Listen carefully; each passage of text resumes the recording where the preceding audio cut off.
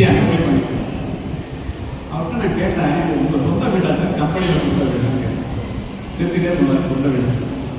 ஏன் கேட்குறீங்க? இல்லை சார், எங்கள் எஸ்பி பங்களா கலெக்டர் பங்களாவோட பெருசாக இருக்கேன் சார். அப்போ நான் வந்து டெக்னாலஜி வேர்ல்டில் பெரிய சார் அப்படின்னு அவரே சொன்னேன். உங்களுக்கு என்ன சார் சம்பளம் கேட்டேன். அவர் ஒய்ஃபை திரும்பி பார்த்துட்டு 1 கோடின்னு. ஒரு வருஷத்துக்கா சார்? இல்லை சார், ஒரு மாதத்துக்கு. இவன் என்னை விட அதிகமாக சம்பளம் வாங்குறான் சார். யார? மனைவி. அப்படின்னா அவங்க எவ்வளோ வாங்குறாங்க? ஒரு மாதத்துக்கு 1 கோடிக்கு மேலே சம்பாதிக்கிறாங்க. அழைச்சிட்டு போகிறதுக்கு பிஎம்டபிள்யூ கார் வந்து அதெல்லாம் வந்தேன்னா சார், இது 3 கோடி ரூபா சார் இந்திய பணத்தில். இந்த வீடு உங்களுக்கு புரியறதுக்காக சொல்கிறேன் சார், 10 கோடி ரூபா சார் இந்திய பணத்தில். எத்தனை வருஷமா அங்கே இருக்கீங்கன்னா 27 வருஷமா இருக்கேன். நான் அவர்கிட்ட கேட்டேன், எங்கள் ஊரில் இன்ஜினியர்லாம் படிக்கலாம் சார், நான் எல்லாத்தையும் பேசுகிறேன். ஆமாம் சார், அது தெரியுமா, அதில் தானே கூப்பிட்டுருக்காங்க. அவன் வந்து 10,000 20,000 ரூபா வேலைக்கு போகிறான் சார் இன்ஜினியரிங் முடிச்சுட்டு. நீங்கள் எப்படி சார் 10 லட்சம் 20 லட்சம் சம்பாதிக்கிறீங்க? கோடிக்கணக்காக.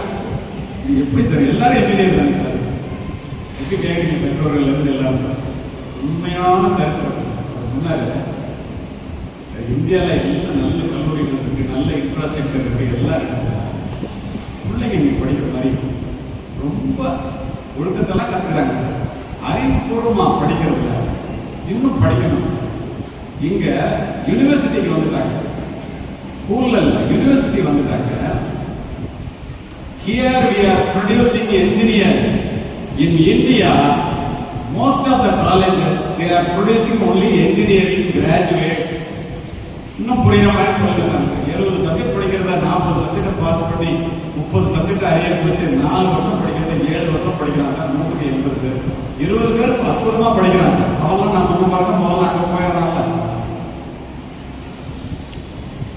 இங்க வெளியில வரும்போதே உலகத்திலேயே பெரிய பில்டிங் எப்படி கட்டுறது, உலகத்திலேயே பெரிய பாலத்தை எப்படி கட்டுறது, புது விதமா வந்து மின்சாரத்தை எப்படி தயாரிக்கிறது, இதெல்லாம் கத்துட்டு வெளியில வருவான் சார். பிஹெச்டி முடிச்சுட்டு அங்க கையில ஒரு நானும் கிராஜுவேட் தான், நானும் என்ஜினியர் தான், வடிவேல் ஒரு படத்துல சொல்லுவாங்கல்ல, நானும் ரவுடி தான், நானும் ரவுடி தான், அது மாதிரி ஒரு சர்டிஃபிகேட் வச்சுட்டு ரோசிக்கலாம் சார். அதான் சார் வித்தியாசம். எப்படி உண்மை பாருங்க. அது யாருடைய, அதுக்கு காரணம் யார்? ஏன் நாம் சிரமப்படுகிறோம்?